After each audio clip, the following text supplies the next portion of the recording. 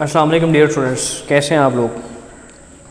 Welcome in the course of computing applications and web 2। Dear students, ये course जो है ये ज़्यादातर वेब के ऊपर है और इसमें इंशाल्लाह हमने वेब पेजेस बनाना सीखने हैं। तो उसकी कुछ प्रीरिक्विजिट्स हैं, कुछ बेसिक्स हैं जिसका जानना हमें बड़ा ज़रूरी है।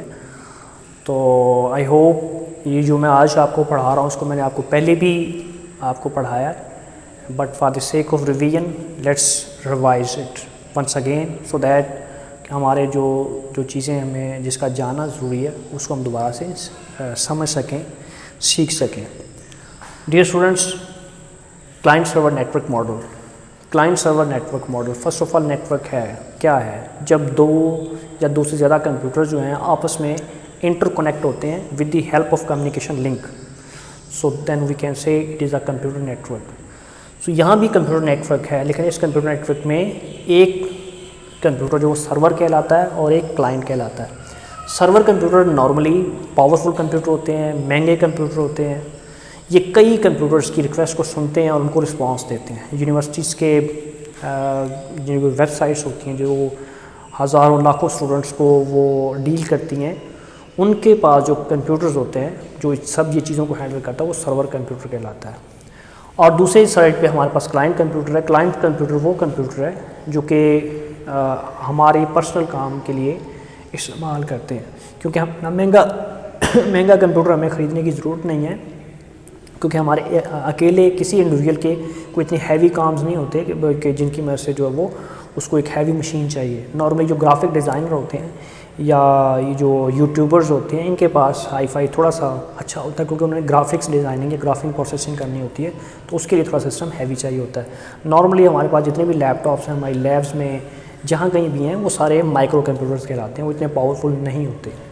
तो ये जो हम क्लाइंट्स होते हैं ये रिक्वेस्ट सेंड करते हैं इन the shape of HTML pages.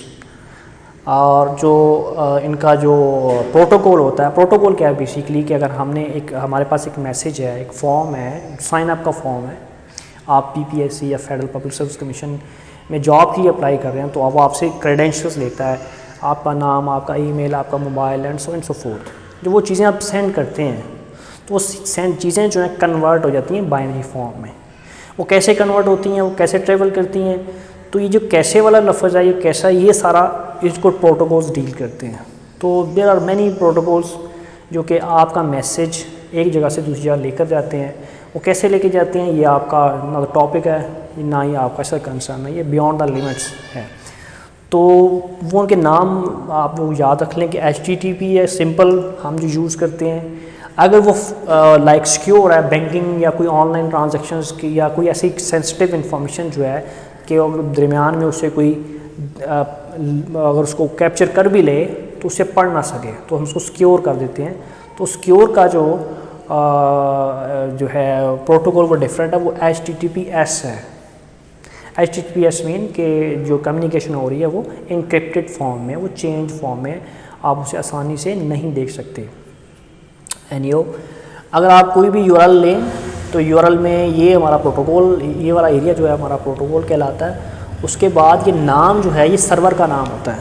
Server का नाम एक्चुअली तो नंबर्स में होता है जिससे हम IP एड्रेस कहते हैं, बट हमने उस IP एड्रेस को रिप्लेस कर दिया होता है किसी नोन नंबर के साथ, क्योंकि हम इंसान जो है नंबर्स को आसानी से याद नहीं रख सकते, लेकिन नाम को याद रखना हमारे लिए आसान है। तो लिहाजा ऐसा सर्वर जिसे हम इसको कहते हैं DNS, डोमेन नेम सिस्टम। तो ये क्या करता है, ये रिजॉल्व करता है। जब हम रिक्वेस्ट सेंड करते हैं तो ये गूगल को देख के इसका IP एड्रेस देगा, IP एड्रेस को वो फिर IP एड्रेस लेके सर्वर के पास जाएगा जिस सर्वर का वो एड्रेस हुआ। तो ये बीच में रिक्वेस्ट में ये ऐसा साइकिल चलता है, लेकिन आपको इस चीज़ का अंदाज़ा कभी हुआ नहीं, क्योंकि ये काम बहुत तेज़ी से होता है। एनीहो, तो हमारे पास जो है ये 3 तरह के डिफरेंट प्रोटोकॉल्स हैं, HTTP है, FTP है और टेलनेट है। HTTP नॉर्मल आपकी नॉर्मल कम्युनिकेशन जो आप करते हैं वेबसाइट्स के ऊपर उसके लिए इस्तेमाल होता है।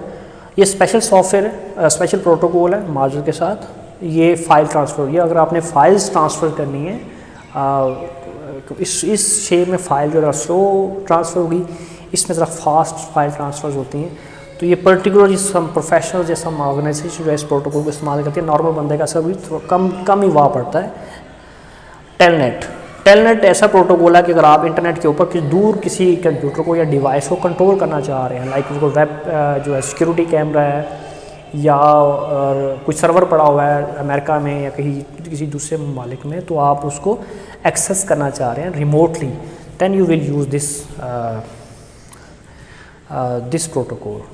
ओके, सो आई होप थोड़ा बहुत आपको आइडिया होगा कि हमारा जो क्लाइंट जो है वो वेब पेजेस जो हैं वो HTML पेजेस कहलाते हैं, इसमें बनते हैं, वो सेंड करता है in the shape of request to server जो है वो उस रिक्वेस्ट को लेके उसके ऊपर प्रोसेसिंग करता है, उसके ऊपर डिफरेंट प्रोग्रामिंग लॉजिक को इम्प्लीमेंट करता है, डेटाबेस से कम्युनिकेट करता है, डेटा लेकर आता है, उसको एक फॉर्मेट बनाता है, फॉर्मेट बनाने के बाद उसको रिस्पांस जनरेट करता है। वो रिस्पांस बेसिकली एक HTML पेज है और HTML पेज वो यूज़र को दिखाया जाता है।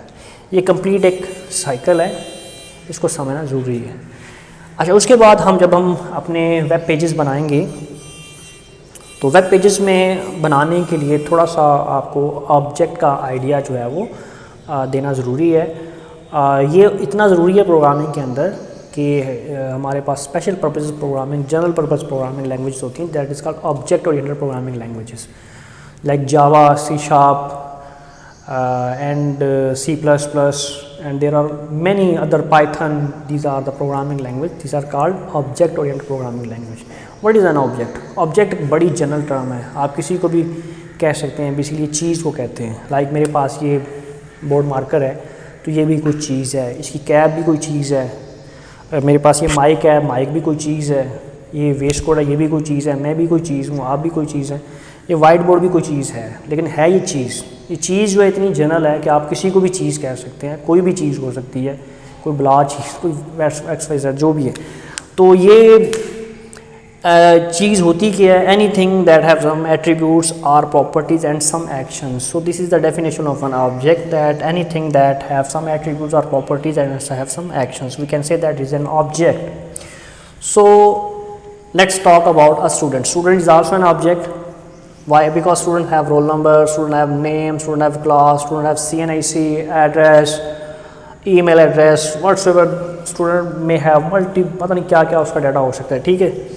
तो ये स्टूडेंट्स का डाटा हो गया, इसको हम एट्रीब्यूट या प्रॉपर्टीज कहते हैं। इसके एक्शंस क्या हैं? Study, eat, walk, play games and whatsoever जो भी है वो इसकी एक्शंस हैं। ये ऑब्जेक्ट के actions and this is the data. इसके अलावा आप कोई सा भी एग्जांपल लें तो बल्कि आप 2-3 एग्जांपल जो आपके माइंड में आती हैं उसको लाजमी बताइएगा कि आपके माइंड में ऑब्जेक्ट्स क्या आ रहे हैं। इंशाल्लाह नेक्स्ट लेक्चर में हम HTML पेजेस को बनाना सीखेंगे। अपना ख्याल रखिएगा। अल्लाह हाफिज़।